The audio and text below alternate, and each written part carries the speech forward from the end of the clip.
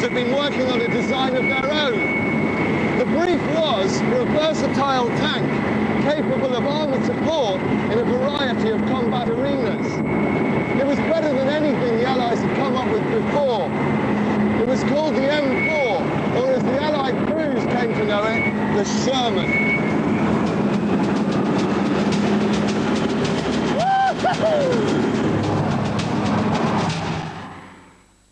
So, which one was the tighter turner? Despite vociferous claims otherwise by the Spitfire pilots, there's some evidence to suggest that the 109 could outturn the British fighter.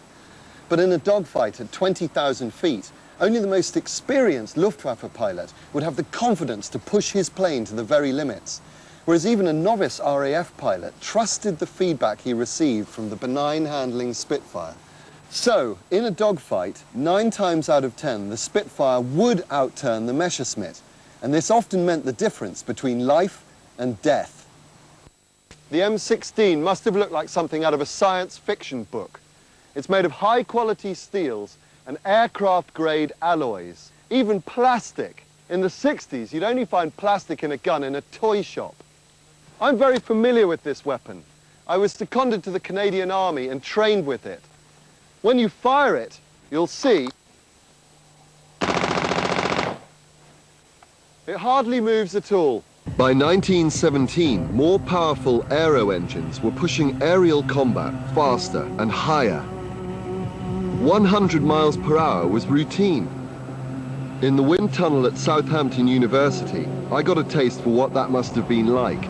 Don't forget that there were men in these machines, flying at heights of up to 20,000 feet, temperatures as low as -20, where the air is so thin that every breath is a desperate effort. This looks like an ordinary coffee trolley, but Elsie is more than she seems. In fact, Elsie's coffee trolley was built by our chaps in the labs, and, using her secret camera, we're going to take a unique view into the workers' own personal habitat.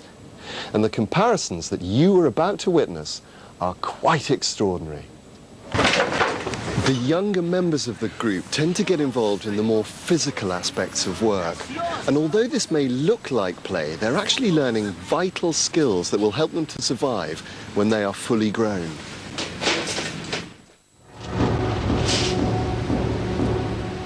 On the 28th of September 1066, a Norman invasion fleet landed here in Pevensey Bay on the south coast of England.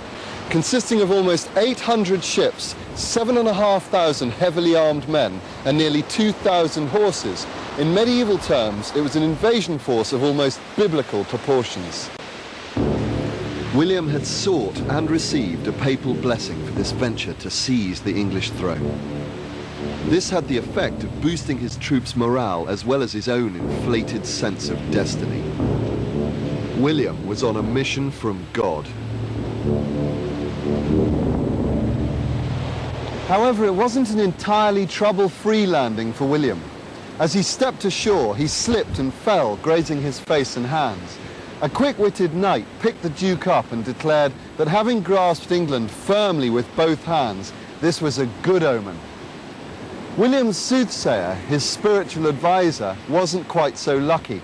He didn't foresee that having been blown off course a few miles down the coast from William, he'd be hacked to death by locals.